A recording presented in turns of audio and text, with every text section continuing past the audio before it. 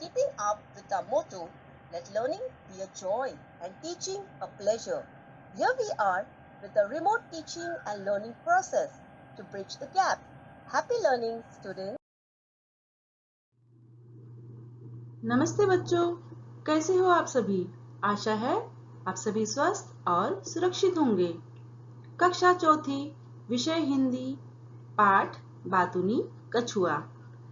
बच्चों, इस कहानी में जो कछुआ है उसे बहुत बात करने की आदत होती है, लेकिन कभी-कभी ज्यादा बात करना भी नुकसानदायक होता है।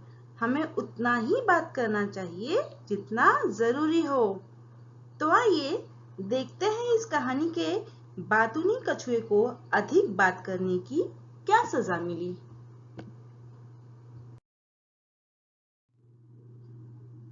तो आइए कहानी की शुरुआत करते हैं। चंपक वन में भीम सरोवर नाम का एक बहुत बड़ा तालाब था, यानी बहुत बड़ा पॉन्ड था। उसमें बहुत सी मछलियां थी, मछलियां यानी फिशेस थी। उसमें बगुले और हंस भी आते थे। तालाब में रहने वाले किन्नू कछुए और दो हंसों में बहुत दोस्ती थी। तालाब में किन्नू कछुए और दो हंसों में फ्रेंडशिप थी। दिन भर तीनों तरह तरह की बातें किया करते थे। किन्नू बहुत बातूनी था। जो किन्नू कछुआ था वो बहुत टॉकेटिव था, दिन भर बातें करते रहता था। वह एक मिनट भी चुप नहीं रहता था। तीनों मित्र बड़े मजे से रह रहे थे। तीनों मित्र उस तालाब में बड़े मजे से रह रहे थे। कठिन शब्द: वन यानी जंगल, बगुले यानी एग्रेट्स, हंस स्वैन, कछुआ यानी टर्टल, बातुनी यानी टॉकेटिव। एक बार लगातार 3 वर्ष तक वर्षा नहीं हुई, यानी 3 वर्षों तक बारिश नहीं हुई। आसपास के सब ताल तलैया सूख गए, यानी आसपास के जो छोटे बड़े तालाब थे सूख गए। भीम सरोवर भी सूखने लगा, जिसमें हंस और कछुआ रहता था। अंत में वहां केवल कीचड़ भर रह गया। हंसों ने तालाब छोड़कर कहीं और जाने का निश्चय कर लिया। इससे किन्नू कछुआ बहुत उदास हो गया, बहुत सैड हो गया। उसने हंसों से कहा, मित्र, क्या मुझे मुसीबत में अकेला छोड़ जाओगे? मुझे भी अपने साथ ले चलो। कठिन शब्द: वर्षा यानी बारिश, ताल तलैया यानी छोटे बड़े तालाब, कीचड़ यानी मड, मुसीबत ट्रबल, उदास यानी सैड। हंसों ने सोच विचार किया। उन्हें एक तरकीब सूझी।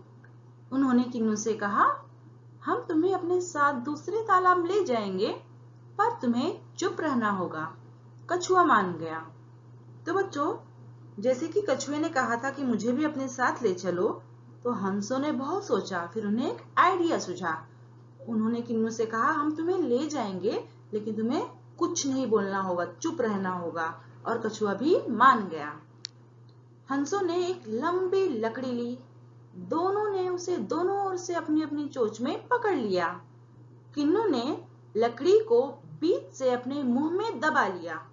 हंस उसे लेकर उड़ने लगे। जैसे कि बच्चों, आप बगल के चित्र में एक लंबी लकड़ी देख सकते हो। दोनों हंसों ने अपनी चोंच में यानी बीक से दोनों ओर से लकड़ी को पकड़ लिया और किन्नू ने बीच से अपने मुंह की सहायता से लकड़ी को दबा लिया और हंस उसे लेकर उड़ने लगे। कठिन शब्द: तरकीब यानी आइडिया, चुप रहना यानी क्वाइट, उड़ना यानी टू फ्लाई, लकड़ी यानी स्टिक, चोंच यानी बीक। किन्नू के लिए यह नया अनुभव था। उसे इस तरह आकाश में उड़ना बहुत अच्छा लग रहा था, पर जल्दी ही उसके मुंह में दर्द होने लगा।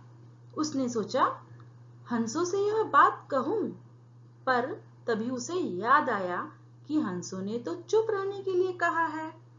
तो बच्चों, किन्नू को इस तरह आकाश में उड़ना उसके लिए एक नया अनुभव यानी एक्सपीरियंस था। लेकिन लकड़ी को पकड़े पकड़े उसके मुंह में दर्द यानी पेन होने लगा, पर वह यह बात हंसों से भी नहीं कह पाया क्योंकि उन्होंने उसे चुप रहने के लिए कहा था। कठिन शब्द अनुभव यानी एक्सपीरियंस, आकाश यानी स्काई, दर्द यानी पेन। अब वे जंगल से उड़ते हुए नगर के ऊपर आ गए थे। लोगों ने यह दृश्य देखा तो हंसने लगे। वे एक दूसरे को दिखा दिखा कर कहने लगे, देखो देखो, दो हंस कोई गोल गोल खिलौना लेकर उड़ रहे हैं। यह सुनकर किन्नू को बहुत गुस्सा आया, उससे रहा न गया। उसने लोगों को बताना चाहा कि मैं कोई खिलौना नहीं हूँ, मैं एक जीता जागता कछुआ हूँ। पर जैसे ही उसने बोलने के लिए मुंह खोला, लकड़ी उसके मुंह से छूट गई। वह धड़ाम से नीचे गिर पड़ा, उसके प्राण निकल गए। तो बच्चों, तीनों जंगल से बाहर शहर के ऊपर आ गए। जब वहां के लोगों ने देखा तो उन्हें लगा कछुआ एक खिलौना है और वे जोर जोर से हंसने लगे। इससे कछुए को बहुत गुस्सा आ गया और उसने लोगों को बताना चाहा कि मैं खिलौना नहीं, जीता जागता कछुआ हूँ। और यह बोलने के लिए जैसे ही किन्नू कछुए ने मुंह खोला, लकड़ी छूट जाने से वह नीचे गिर गया और उसकी जान निकल गई। कठिन शब्द नगर यानी शहर, दृश्य यानी सीन, खिलौना यानी टॉय, प्राण निकल जाना यानी मर जाना। तो बच्चों, इस पाठ से हमें यह सीख मिलती है कि हमें बिना वजह, बिना मतलब के कुछ नहीं बोलना चाहिए। इससे हमारा ही नुकसान होगा। तो बच्चों, इसी तरह हर दिन कुछ न कुछ नया सीखते रहिए, स्वस्थ रहिए, सुरक्षित रहिए। धन्यवाद।